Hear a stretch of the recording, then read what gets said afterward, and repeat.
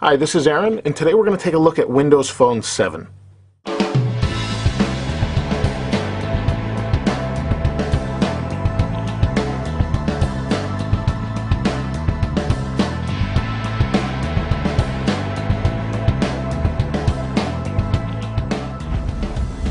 So let's go ahead and turn the phone on. This is just an HTC Surround. I didn't want to do an unboxing since most of you have probably seen that already if you're interested in this phone. But basically it's a 1 gigahertz processor, 5 megapixel camera with flash, and that's pretty much it. It has 16 gig of storage. So let's go ahead and turn it on with the sleep wake button on top. And this home page has been customized, or the initial lock screen. I changed it to this brown color. It gives you your time, your day, your date, anything on your calendar. I put doing a review, and it also gives you any emails you might have. So I've got 3 in one email box, 1 in another email box. It also gives you your battery status, Wi-Fi, and 3G signal. So if I tap this, you can kind of see it wants to open up. Let's go ahead and slide it open. So you can see this, the home screen I've customized.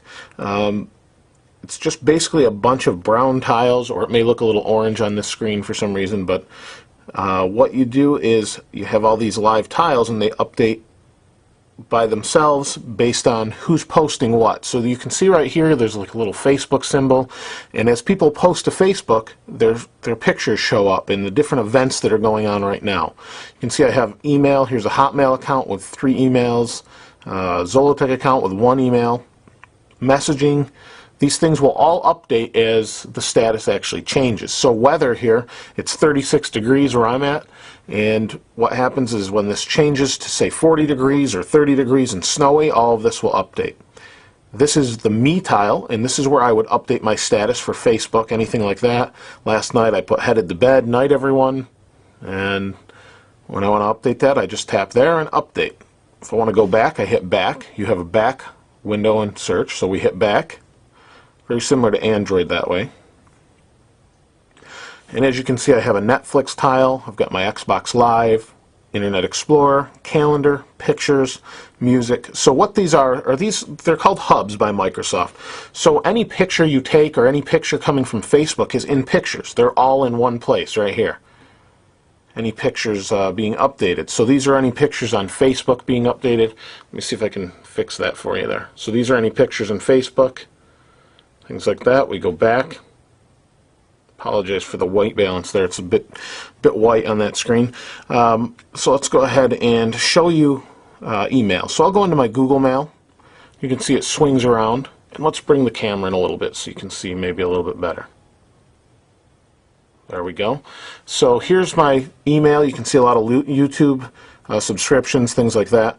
Now, what I did initially, like an iPhone, is actually I hit a button. On an iPhone you hit edit and then you can select whatever you want and delete it. Well, what you do on this phone, I thought it was the same. So I hit this button, shows these little checkbox, and then I delete them by using the trash bin down here. Well, while I was doing that, a little tip popped up and said, hey, that might not be the fastest way to do this.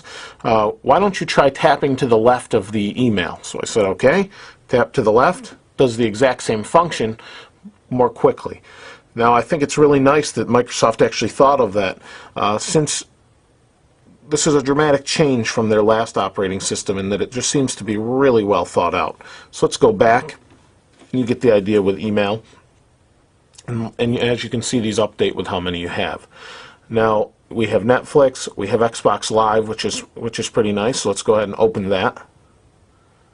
So there's Xbox. These are the games. There's these 2 games on top are games I currently have installed. You can try any game. There's a demo just like there is on an Xbox.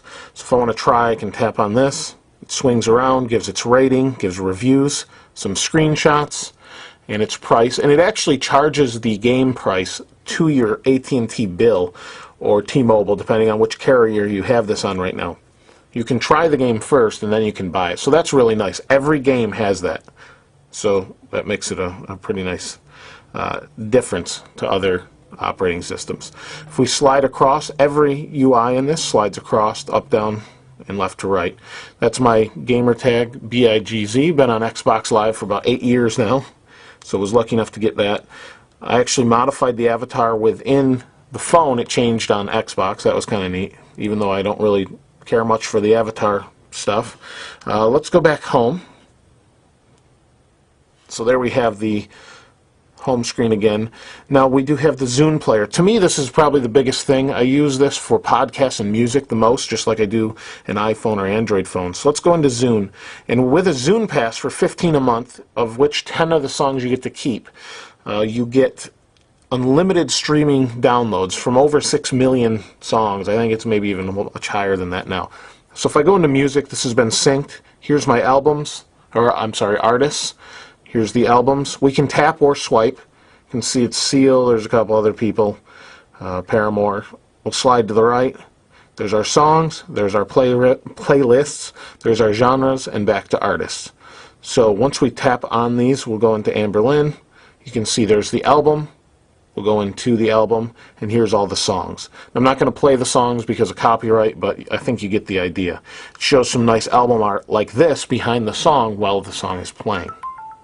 And there's a text message. It's my wife asking me if I'm awake. And since I am, it's a good time to show you text messaging. So let's go ahead and say I'm doing a video right now. And you can see it says I'm doing a video tight now, which I messed up, but you can see it's also suggesting different words. So let's go ahead and tap and hold. There we go. And it gives me suggestions. I can scroll through, and I'll just retype at this point. Or, whoops, wrong word. Right now.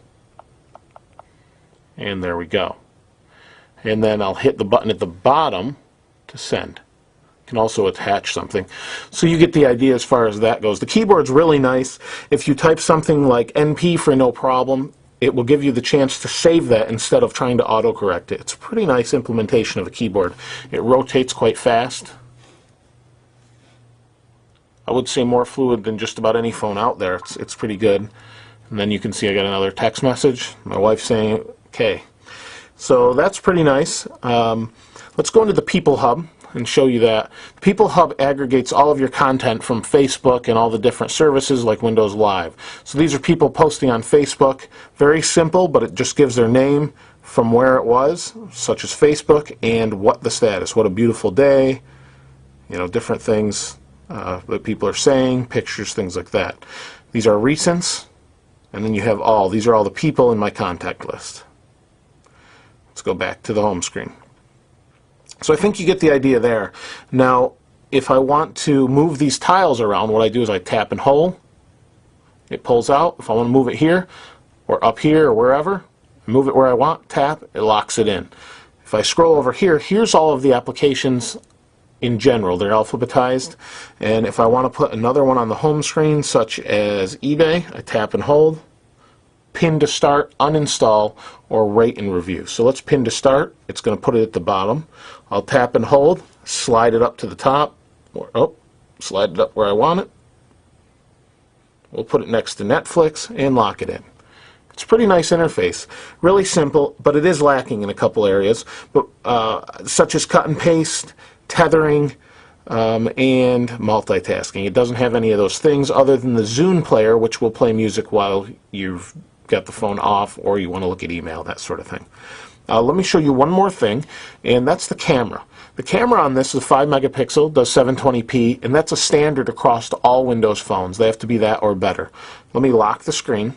Now the nice thing is you can pull this out of your pocket, and these all have a camera button. Pull this out of your pocket and just hold this. It blips once with a vibrate and then turns the camera on. And that's it. So you want to take a picture, you hold, take a picture. And the idea is you can take a really fast picture because you don't have to unlock your phone. So turn it on. You don't have to unlock it. Go to a camera app, wait for it to load, and then take a picture. You can just pull this out of your pocket, hit this button, turns the camera on, and you're in. So it works pretty well, and you can switch to video right here. And it has some nice settings as well. Scenes, effects, resolution, metering, flicker adjustment. It's a really nice camera. I think it does a nice job. There are some better cameras out there, different depending on which device you get, but overall it's pretty nice. You can turn the flash off, and you always hit back to go back. You can zoom, and when you want to look at your pictures, you just slide to the right. Just took that. I don't know why I took that. It's by mistake, but you get the idea, I think. Overall, it's a pretty nice interface, and I can't wait to see what Microsoft's going to do. I know that in January they're going to update it with some cut and paste, hopefully some other things. I've heard them say that tethering will be available per the carrier and not necessarily the Windows Phone software developers themselves. So it can, or it does have the potential, and hopefully will be coming if you're interested in that. But at this time, I think it's a pretty good first revision of a phone. There's more things I could show you, like Marketplace, but I think you get the idea where there's reviews and that sort of thing. Just like I showed you for Xbox Live, it's the same idea. There's about 3,000 apps out right now, and that's going to grow rapidly. I think it's a pretty nice phone. Android and iPhone are big competitors to it, but it really depends on what you're looking for. And I wouldn't walk past this and ignore it. You might want to try it out. Everything's super responsive. It's just really nice overall. It has notifications at the top, and there's some you'll see the more you use it, the more it grows on you. But thanks for watching. Please ask any questions. I'll be happy to answer. This is Aaron. I'll see you next time.